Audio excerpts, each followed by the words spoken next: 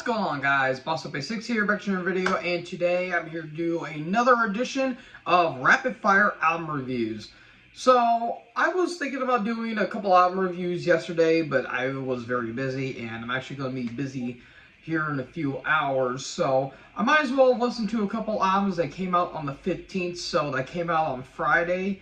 And, well, I got some interesting albums that I'm going to be talking about. So yeah, I'm doing 3 this Saturday, or today actually, and, well, a couple of them, these bands I have heard of, but I've never heard an album by them, so, yeah, without further ado, without wasting anyone's time, let's get into these albums. Starting all the way in Belgium, we're going to go to Belgium for, the first album I'm going to be talking about is Aborted, Vault of Horrors. This album comes out on the 15th of 2024 on March on Nuclear Blast Records. This, I believe, is their 12th studio album overall.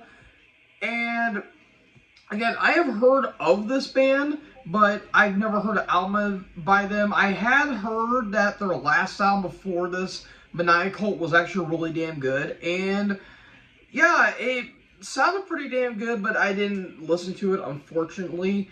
So, yeah, it's good. It was an interesting first listen for me, because this is basically, like the original, like a brutal death, then a gore grind, and now I guess they're a death grind band, and some results.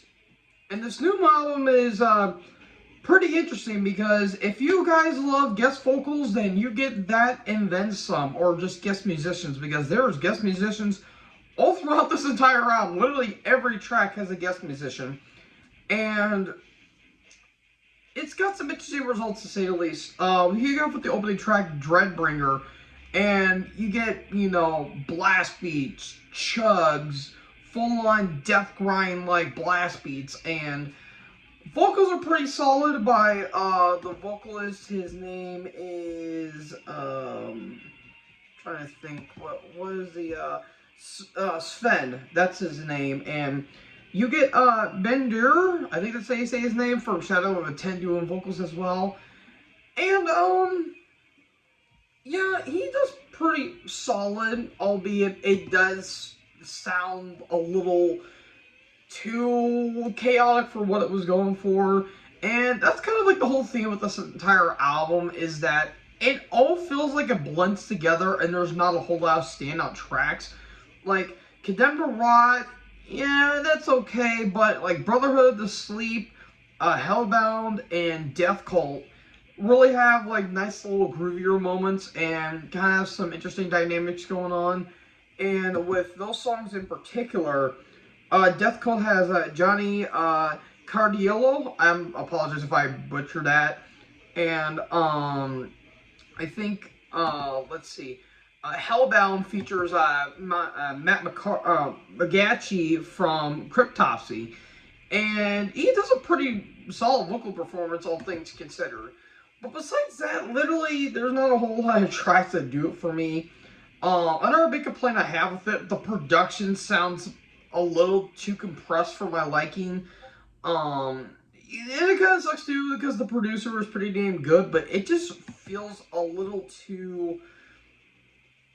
It feels a little too compressed. Dave Arturo, I think that's how you say his name. He's a good producer. I have heard his production, I think, on another album or two. I can't fully remember, but he does pretty damn good production. And, you know, I'm not saying this is bad, but there's nothing that really stood out in particular. And it kind of blended together. It almost feels like a deathcore album on some tracks.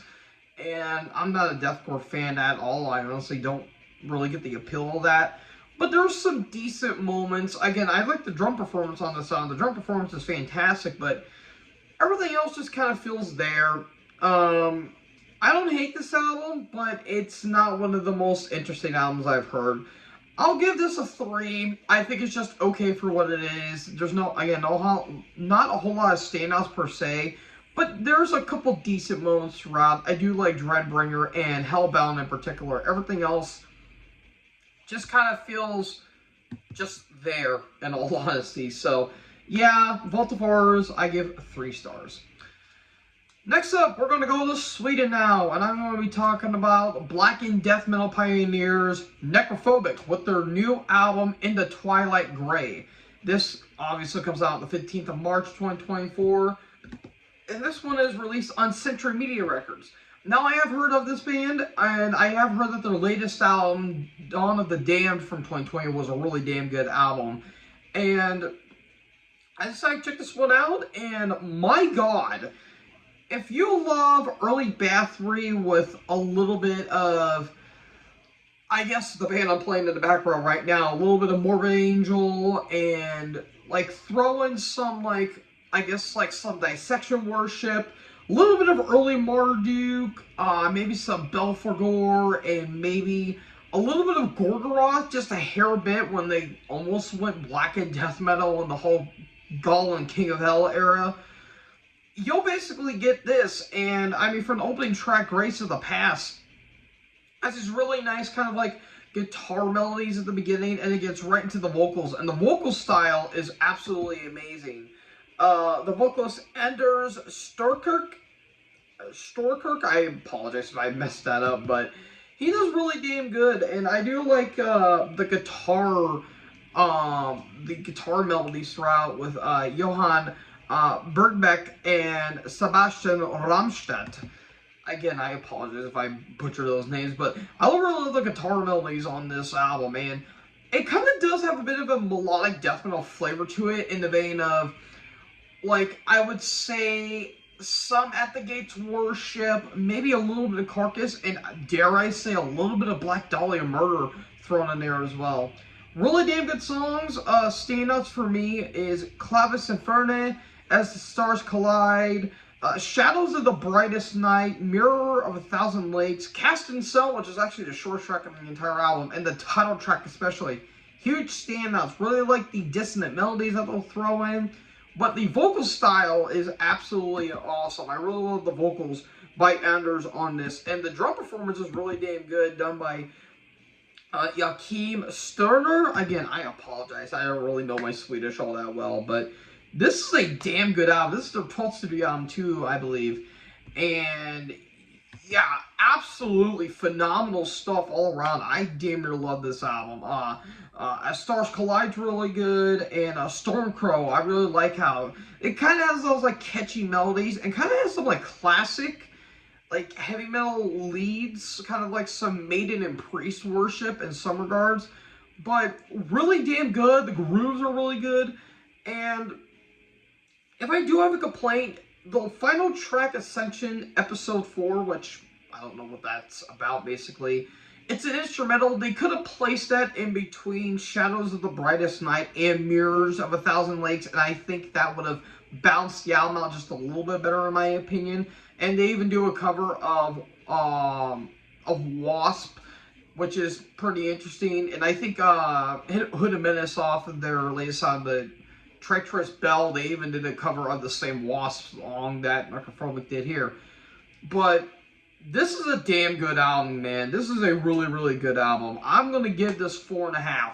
This is some really catchy, very melodic, but also kind of brutal, but very clean sounding. I mean, the production is pretty good throughout, and it's really damn good. Again, if you like Marduk, Belphegor, early Bathory, maybe some Dark Throne, a little bit of Dark Throne thrown in there, but you throw in some like Morbid Angel kind of riffage, you'll get this album. This was some damn good Blackened Death Metal, and I absolutely loved it. 4.5 for me. And speaking of Blackened Death Metal, my final album I'm going to be talking about is Ultimus Epic. This comes out on the 15th of March of 2024 on Season of Mist Records. So there you go there. Now, for those of you who don't know who Ultimus is, this was a band formed by, Dave Vincent, formerly of Terrorizer, and a little band you guys may have known by Morbid Angel, Nothing to Fret or anything like that. And I am actually playing this album in the background as I'm saying this right now.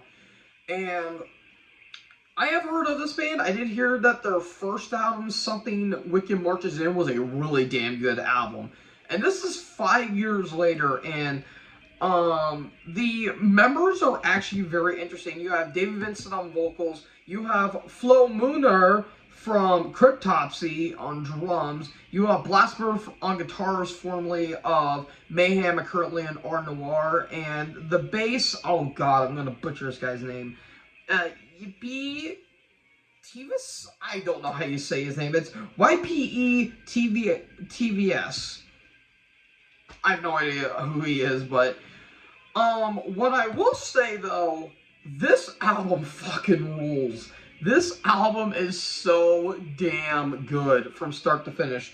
You have this really nice opening track, Valen's Discordant, and then it leads into the title track, which I was listening to the Thralls of Metal reviewing this album, and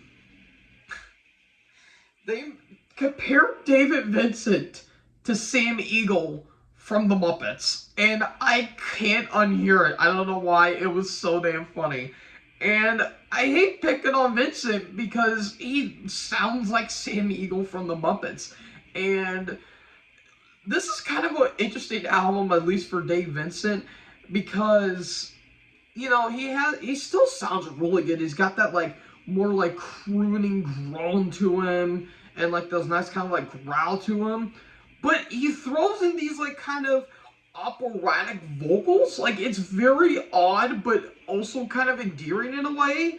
Like, he does that on Misery and Mephisto Manifesto. Like, that song in particular, like, in a way, it kind of sounds like Dallas Toller Wade from Nile and now of Narcotic Wasteland in some regards, a little bit because of the, like, the cadences. But it sounds like classic David Vincent. It's like his days of War and Angel never really left. But other great tracks, Scorcher, which was I think the opening, which was the first single, really damn good song. Nature's Fangs, Invictus, Exorcist, Irie, and the final track, Spoils of War, which has really nice groove to it, and it's got a bit of a symphonic flair to it, and it doesn't really feel like a blackened death metal album. Like, it feels like 20% black metal in terms of, like, the riffs and the tremolos, but, like, it's 80% death metal, where it's just, like, blazing guitars and blast beats throughout, but there's a lot of nice, groove and pocket, and it's really, really damn solid. Again, Flo kills it on drums, but then again, he's in Cryptopsy. What else do I need to say? Vincent sounds awesome. Blasphemer has some really nice, tasty leads. And, you know, the bass is pretty well mixed throughout. If I had only one major complaint, the drums could have been tweaked a little bit, just in my opinion. But I'll give it a pass because it's their second album. But this is some damn good stuff. I'm willing to give this a 4.5, like the Necrophobic album.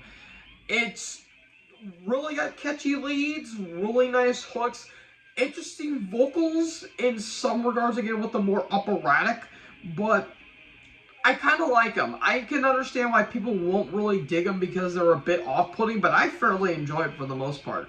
And I can safely say this is the best thing that a member, formerly of Morbid Angel, has done on Season of Mist Records.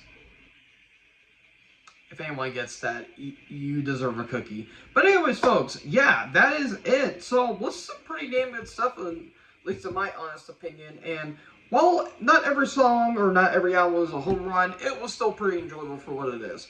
So, folks, what did you guys think about these 3 albums? What was your favorite? Let me know in the comment section below. Make sure you guys leave a like, leave a comment, tap the big red subscribe button, and tap the bell so when I upload, you guys will be notified. Thank you guys so much for watching this video, and most importantly, enjoy the herd. Talk to you guys next video. Peace out.